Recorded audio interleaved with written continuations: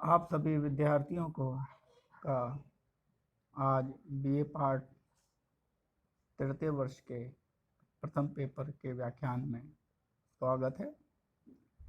हमने पिछले व्याख्यान में कार्ल मार्क्स के जीवन से संबंधित महत्वपूर्ण तथ्यों का अध्ययन किया, अवलोकन किया।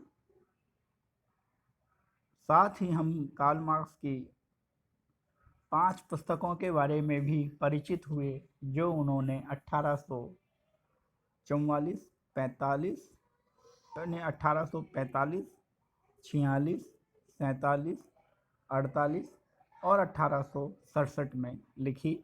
इनके नाम क्रमशः the Holi family, the German ideology, the philosophy of poverty, the communist manifesto और दास कैपिटल थी। आज हम कार्ल मार्क्स का जो महत्वपूर्ण समाजशास्त्रीय पद्धति है समाज विज्ञानों में अध्ययन करने की, द्वंद्वात्मक भौतिकवाद, उसकी चर्चा करने जा रहे हैं। मैंने पिछले व्याख्यान में आपको बताया कि कार्ल मार्क्स समाजशास्त्र के प्रथम विचारक थे जिनका प्रभाव मैक्स वेबर पर भी है और दुर्खिम की अवधारणाओं में भी कार्ल मार्क्स के विचार देखे जा सकते हैं।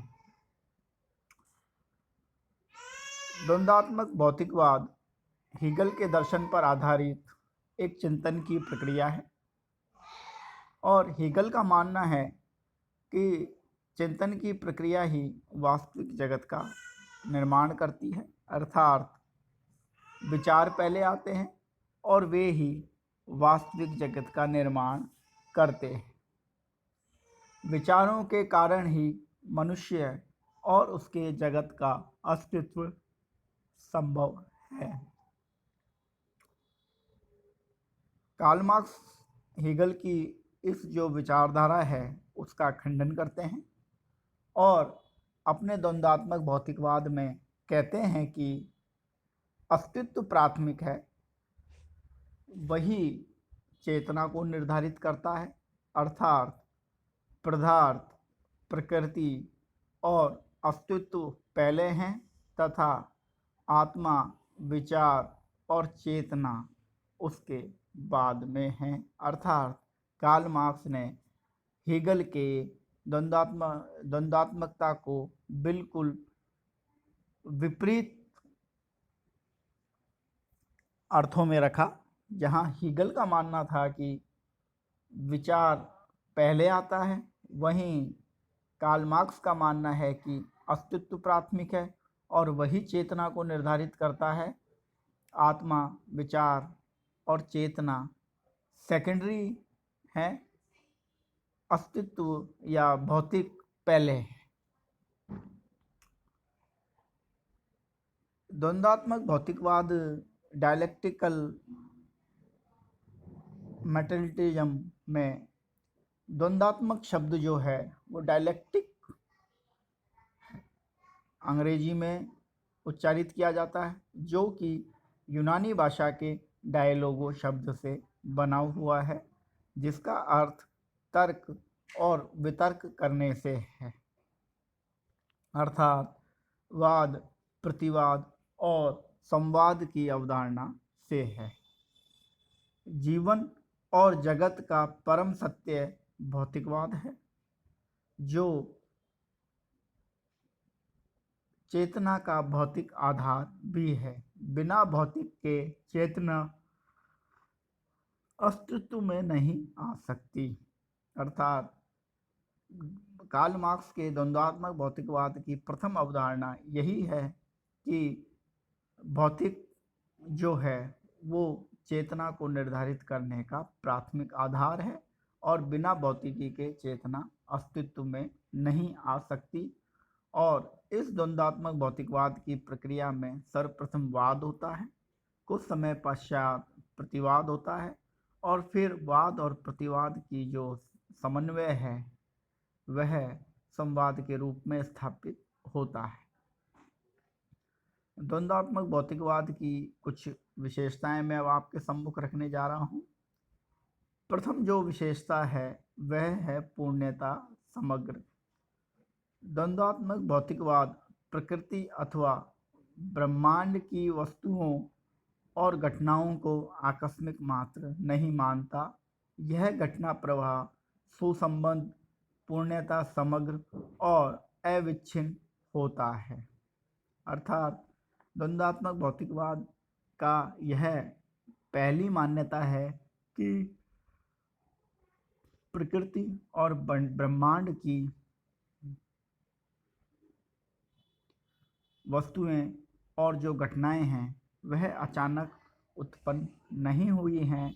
यह घटना प्रवाह या वस्तुएं एक सुसंबद्ध, पूर्णता समग्र और अविच्छिन्न हैं। अर्थात प्रकृति और मानव समाज की वस्तुएं, घटनाएं अचानक अथवा विशेष किसी आध्यात्मिक शक्ति द्वारा नहीं घटती, अपितु ये निश्चित वस्तुगत नियमों के द्वारा संचालित होती हैं।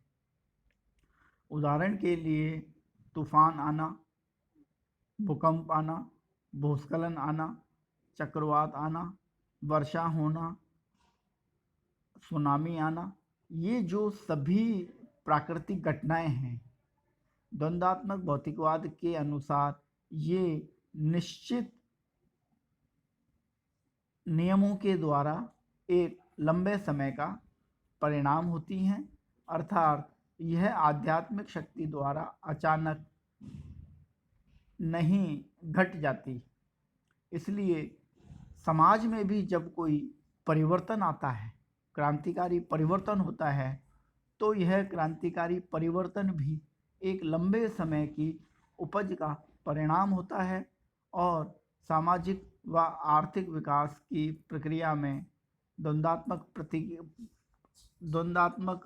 प्रक्रिया के अंतर्गत होता है। अर्थात कार्ल मार्क्स का यह कहना है कि द्वंद्वात्मक भौतिकवाद के कारण ही समाज में परिवर्तन आते हैं और ये परिवर्तन क्रांतिकारी होते हैं। अचानक आने वाले इन परिवर्तनों के पीछे विशेष वस्तुगत नियमों का संचालन होता है और उसका परिणाम यह परिवर्तन होता है। अर्थात जो परिवर्तन है वह पूर्णता समग्र लिए हुए होता है। समाज के प्रत्येक इकाई पर इसका प्रभाव होता है।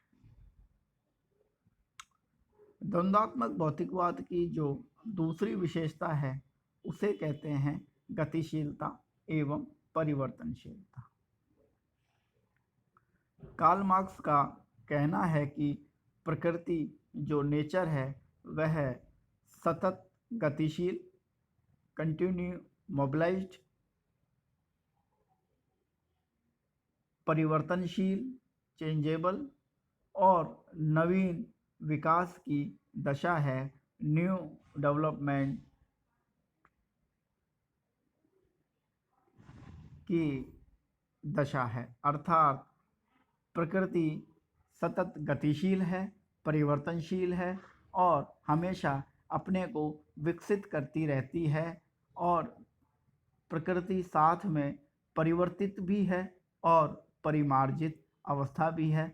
यहाँ मैं आपको परिवर्तित और परिमार्जित में कुछ अंतर है वह भी बताने जा रहा हूँ।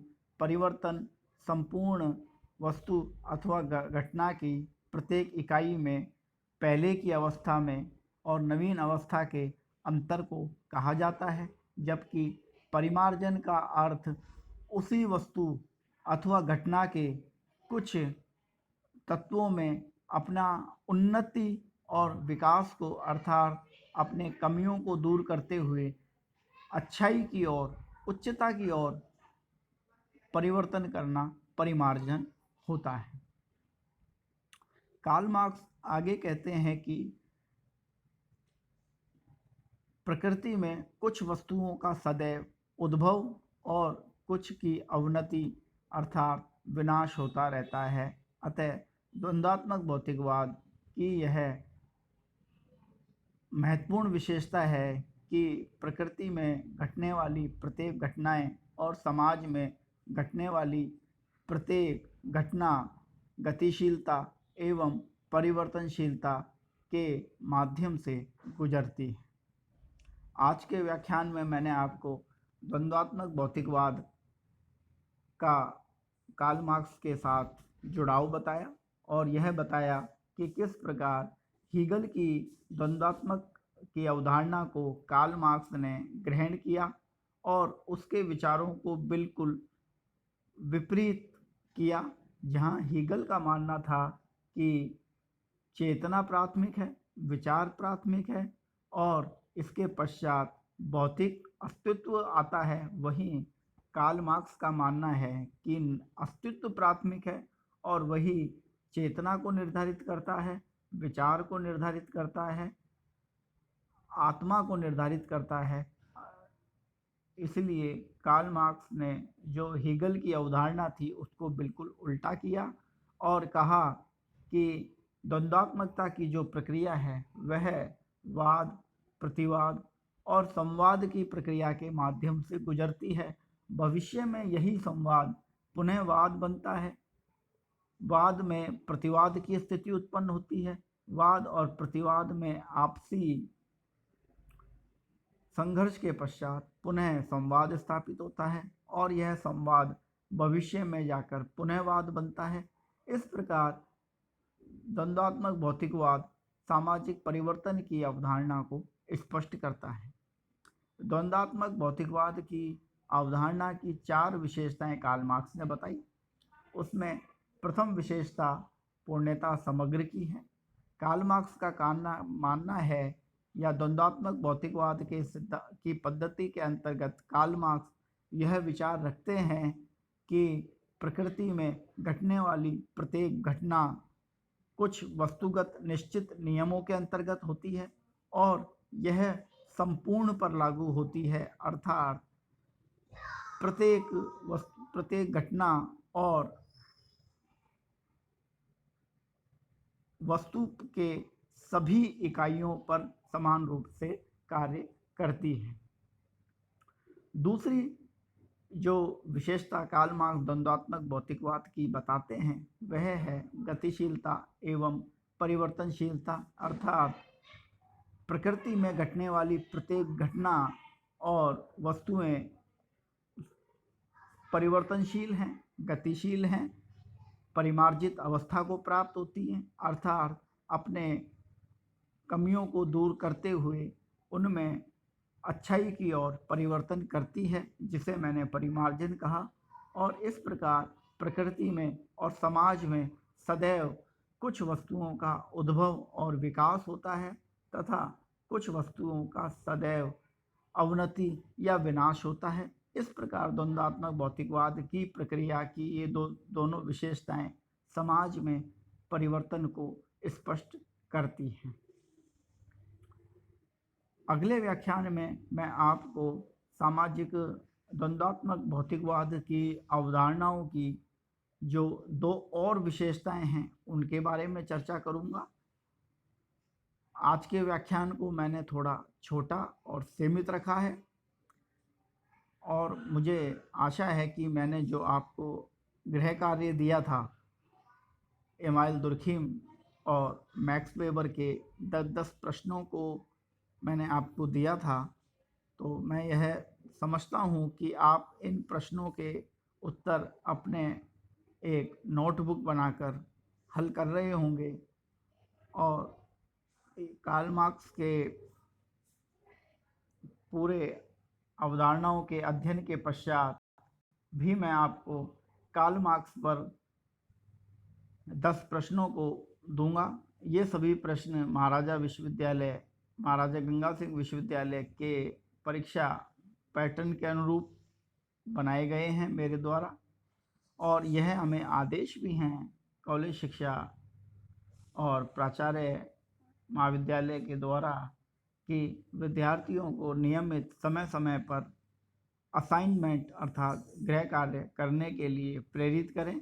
गृह कार्य जब महाविद्यालय में विद्यार्थियों का प्रवेश होगा संचालन होगा, उस समय उस गृह कार्य को आपके द्वारा जांचा भी, मेरे द्वारा जांचा भी जाना है। धन्यवाद।